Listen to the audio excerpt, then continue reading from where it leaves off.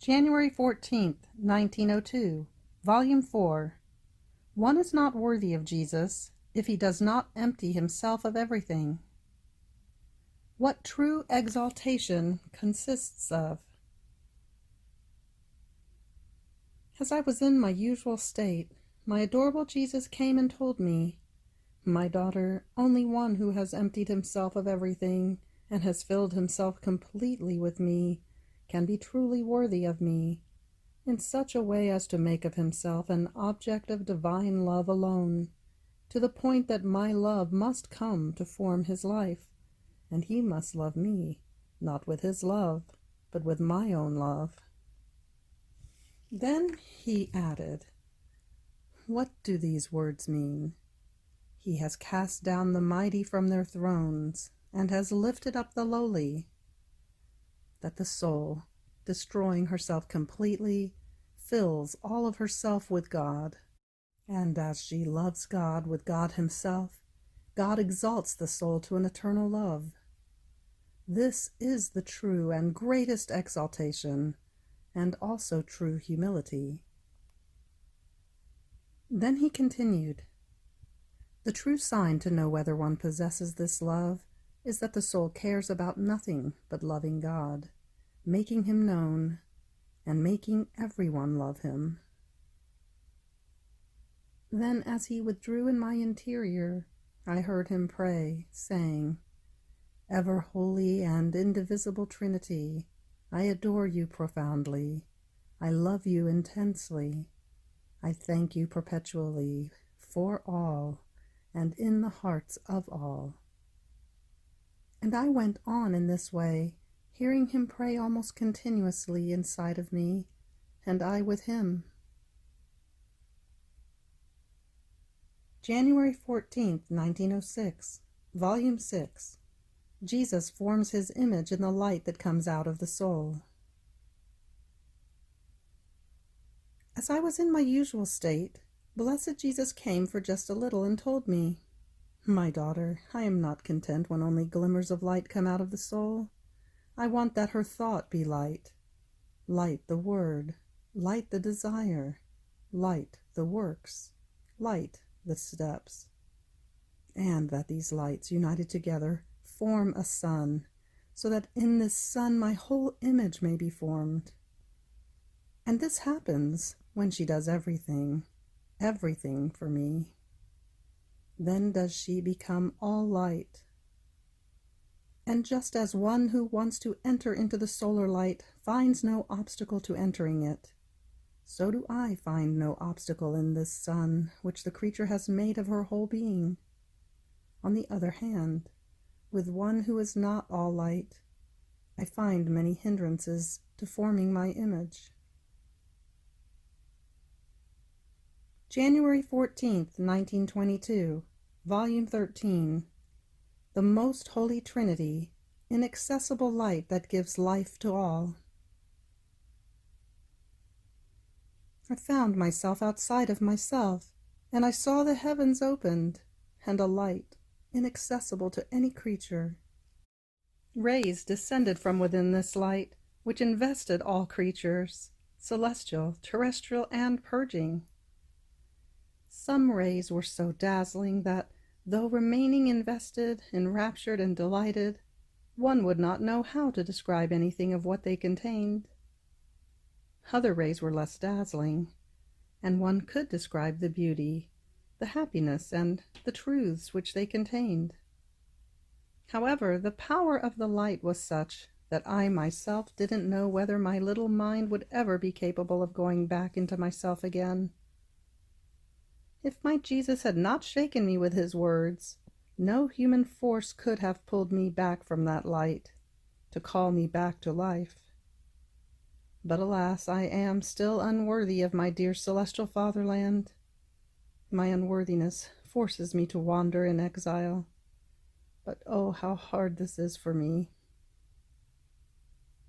Then Jesus told me, "My daughter, let us go back together into your bed. What you see is the most holy Trinity, as though holding all creatures in the palm of its hand. And as it gives life, preserves, purges, and delights from its simple breath. There is no creature which does not hang upon it. Its light is inaccessible to created mind. If anyone wanted to enter, it would happen to him as to a person who wanted to enter into a great fire. Not having sufficient heat and power to face this fire, he would be consumed by the fire. Therefore, being extinguished, he will never be able to say either how much or what kind of heat that fire contained. The rays are the divine virtues. Some virtues are less adaptable to created mind. This is why the created mind is delighted by them. It can see them, but is unable to describe anything. The other virtues, which are more adaptable to the human mind, can be described, but like a stammerer would do, because no one can speak about them in a right and worthy manner. These virtues, which are more adaptable to the human mind, are love, mercy, goodness, beauty, justice, science. Therefore, together with me, let us send our homages to the most holy Trinity in the name of all, to thank it, praise it, and bless it for so much goodness toward creatures. Then, after I prayed together with Jesus, I returned into myself. January 14th, 1924, Volume 16. The divine will was everything for man, and with it he needed nothing. Before being scourged, Jesus wanted to be stripped in order to give back to the creature the royal garment of the divine will. I was accompanying the mystery of the scourging, compassionating my sweet Jesus, when he saw himself so confused in the midst of his enemies, stripped of his garments, under a storm of blows. And my lovable Jesus, coming out of my interior, in the state he was in when he was scourged, told me, "My daughter, do you want to know why I was stripped when I was scourged?" In each mystery of my passion, first I occupied myself with joining the split between the human will and the divine, and then with the offenses which this split produced.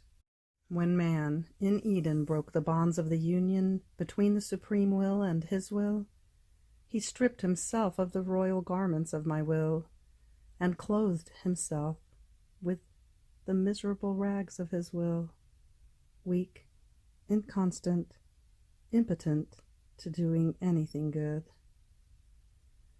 My will was such sweet enchantment for him, which kept him absorbed with a most pure light, which made him know nothing but his God, from whom he had come, and who gave him nothing but innumerable happinesses. And he was so absorbed within the so much giving of his God to him, that he would give not a thought to himself. Oh, how happy man was, and how the divinity delighted in giving him so many particles of his being, for as many as the creature can receive, in order to make him similar to himself. So as soon as he broke the union of our will with his, he lost the royal garment, he lost the enchantment, the light, the happiness. He looked at himself without the light of my will, and in looking at himself without the enchantment which kept him absorbed, he came to know himself. He felt ashamed. He became afraid of God, so much so that his very nature felt the sad effects of this. He felt the cold and his nakedness, and felt the vital need to cover himself. Just as our will kept him within the port of immense happinesses, so did his will put him in the port of miseries. Our will was everything for man, and in it he found everything. It was right that, having come out of us and living in our will as our tender child, he would live of it. And this will was to make up for everything he needed. Therefore, as he wanted to live of his own will, he became needy of everything. because the human will does not have the power to make up for all needs, nor does it contain the fount of good within itself. So he was forced to procure for himself, with hardship, the necessary things of life. Do you see, then, what it means not to be united with my will? Oh, if all knew it, they would have one yearning alone, that my will come to reign upon earth. So had Adam not withdrawn from the divine will, his nature also would have had no need of clothing. He would not have felt ashamed of his nakedness, nor would he have been subject to suffering cold, heat, hunger, weakness. But these natural things were almost nothing. Rather, they were symbols of the great good which his soul had lost.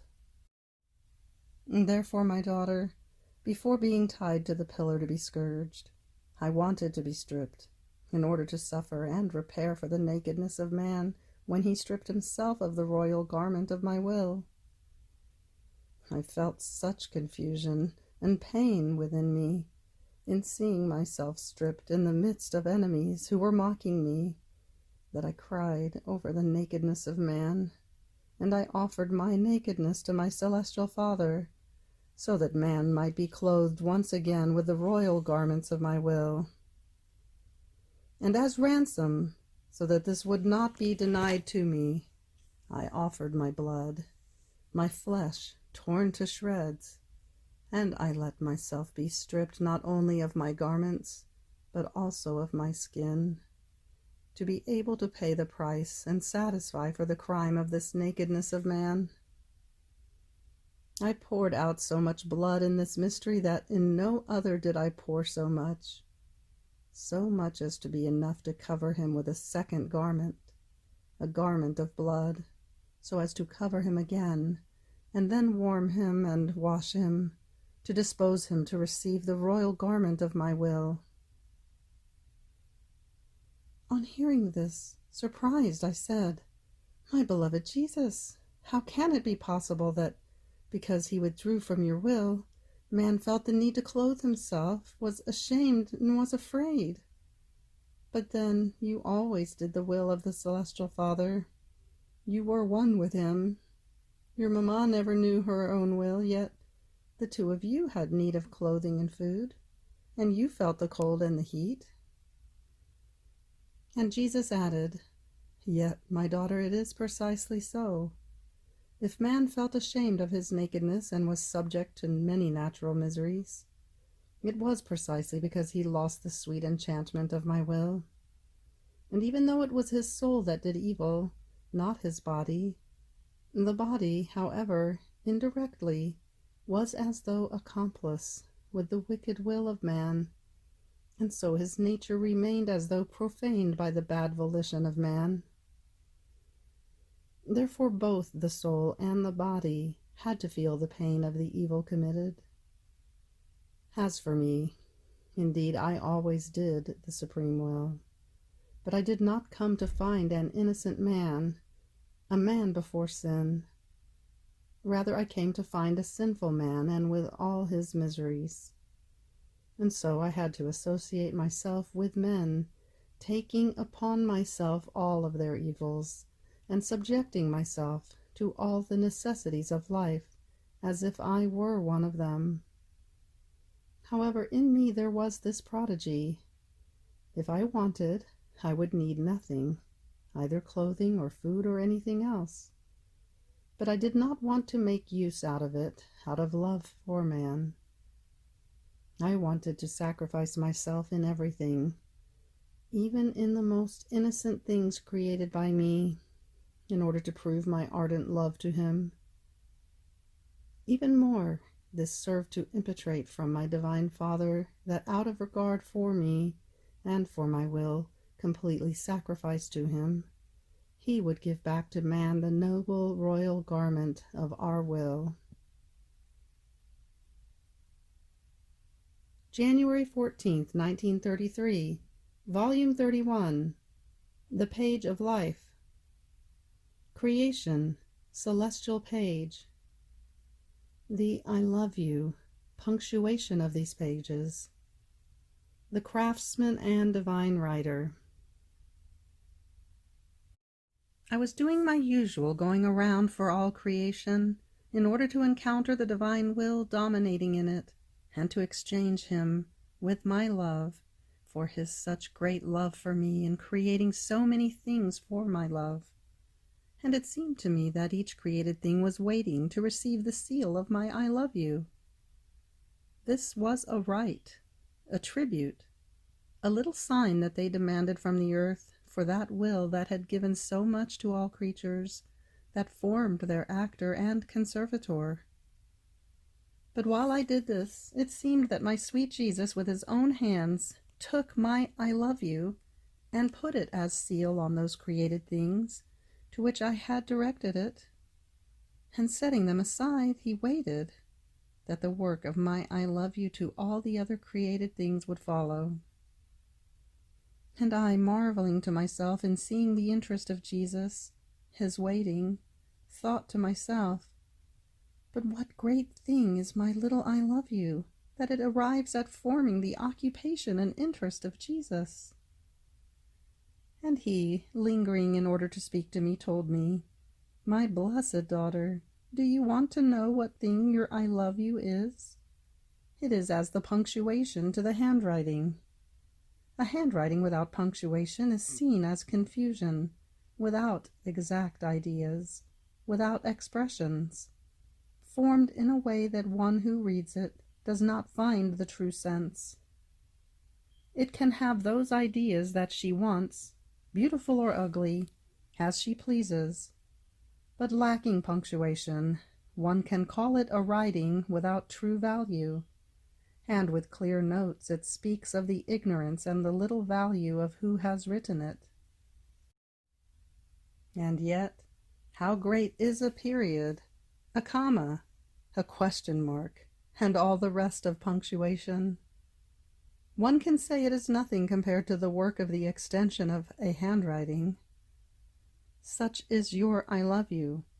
It is the punctuation of your life, of your words, works, steps, and even of your heart. The punctuation of your I love you casts order in all your acts. It places exact ideas. It gives the most beautiful expressions, and lets you know him for whose love the page and the handwriting of your life was formed. But this is still nothing. This period, this little comma of your I love you, rises on high and punctuates our divine page, our celestial handwriting of the whole of creation.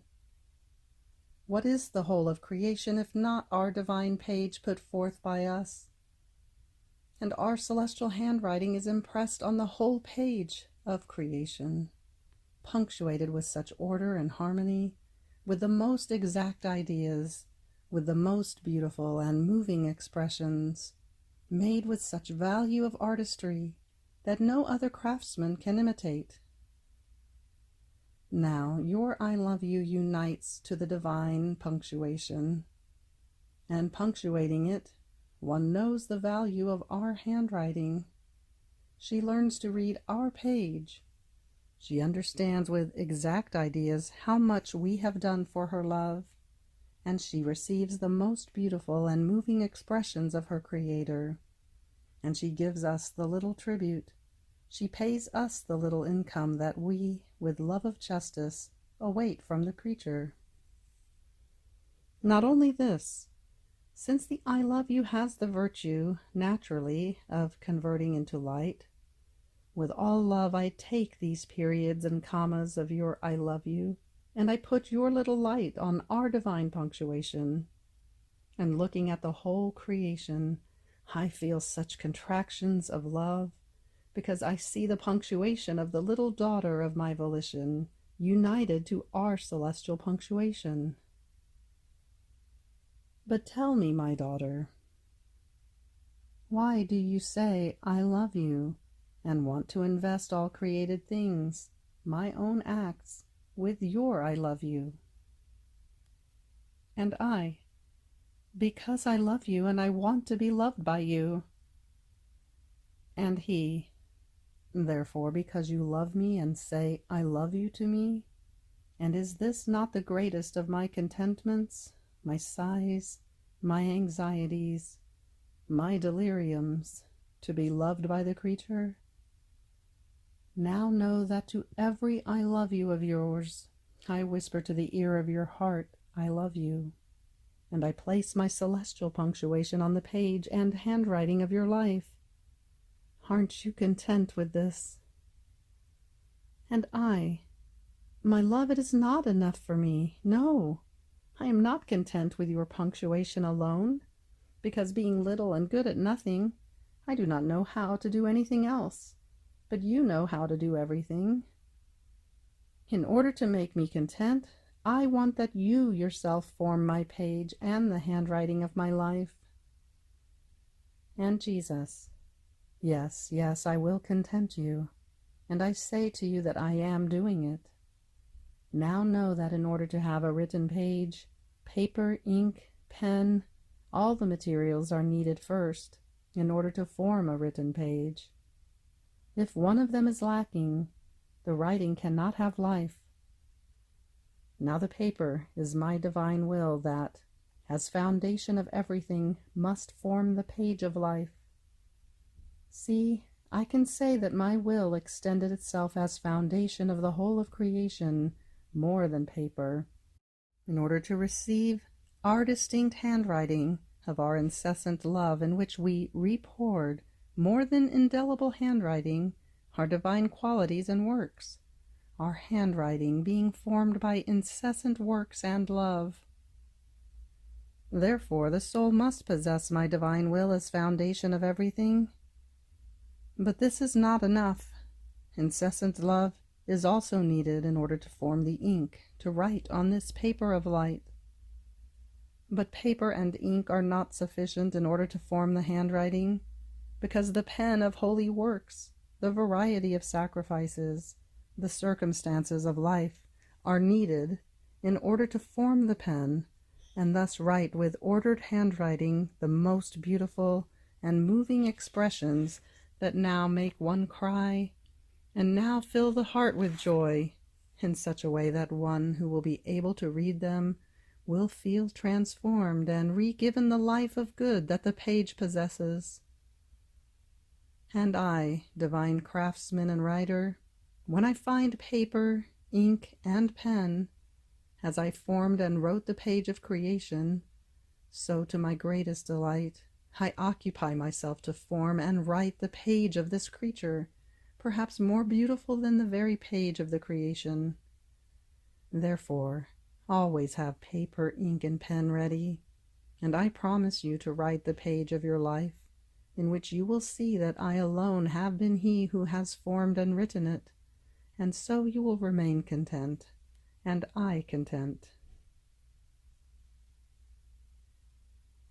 January 14th, 1934, Volume 33. Sweet enchantment on both parts, of God and of the creature. How she acquires the power of making his divine will hers. Sufferings smile before the glory, the triumphs, the conquests. Jesus hidden by sufferings.